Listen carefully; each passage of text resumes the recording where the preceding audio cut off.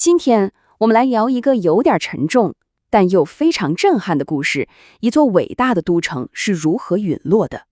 这可不是那种慢慢的衰败，而是一场在烈火和背叛中轰然倒塌的大悲剧。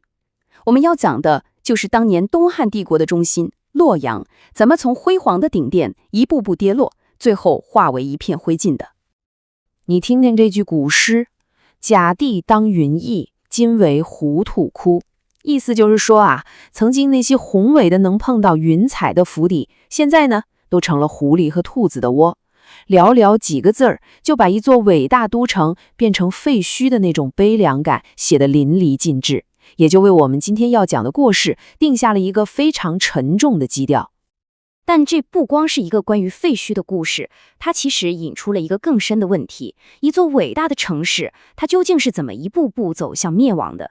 要找到答案，咱们得先穿越回去，看看它最辉煌的时候是什么样子。是的，要真正理解这场悲剧到底有多重，我们必须先回到洛阳的黄金时代，看看这座城市曾经有多么的了不起。100多万，你想象一下，在2000年前，这是个什么概念？这数字太惊人了。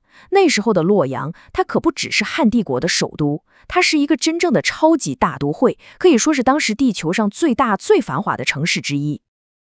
洛阳就是当时整个帝国的脉搏，这里是皇权的绝对中心，更是财富和思想交汇的地方。丝绸之路的商队从世界各地来到这里，带来了各种奇珍异宝，而且它还有个皇家图书馆，里面藏就50万卷书，那简直就是整个时代的知识灯塔。可以说在那个时候，洛阳就是文明的代名词。不过不管一栋建筑看起来多坚固，裂痕往往都是从内部开始的。就在洛阳这辉煌的外表下面，那些致命的种子早就已经埋下了，就等着一个合适的时机，让这座伟大的都城彻底崩溃。帝国的崩溃真的不是1天2天的事儿。你看这个时间线，一切的导火索可以说是从公元184年黄巾起义的烈火烧遍全国开始的。才过了5年，宫廷里的权力斗争就见了血。很快，一个叫董卓的军阀带着军队进了京城，把小皇帝变成了自己的傀儡。整个帝国的秩序就在这短短几年里土崩瓦解，最后引来了各路诸侯组成联军来讨伐他。洛阳的末日可以说是近在眼前了。外面那些围攻洛阳的军队，其实只是压垮骆驼的最后一根稻草。真正的病灶在帝国的核心。你想想，当宫廷里的宦官和大臣们为了权力斗得你死我活的时候，国库正被皇室各种奢侈的花销掏空，边疆没人防守，老百姓到处闹饥荒，那民怨能不大吗？所有一切都给那些手握兵权的地方军阀铺平了通往权力的路。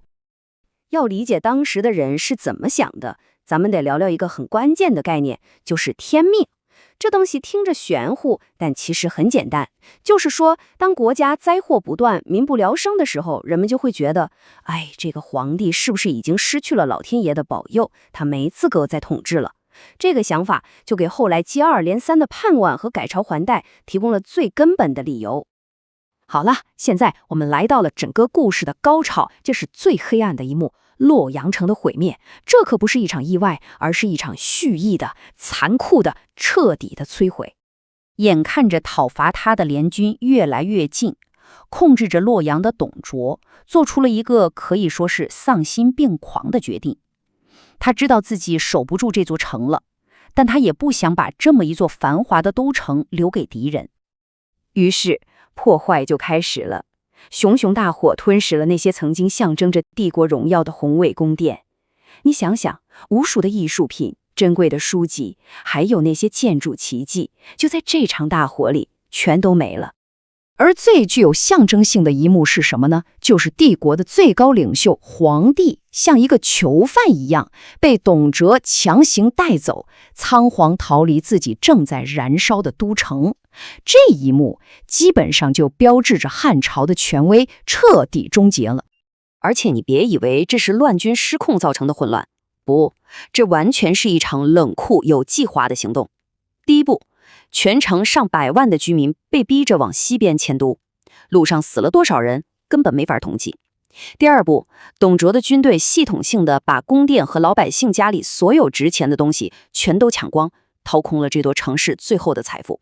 最后一步，一把大火把这座曾经像明珠一样的帝国都城彻底的从地图上给抹掉了。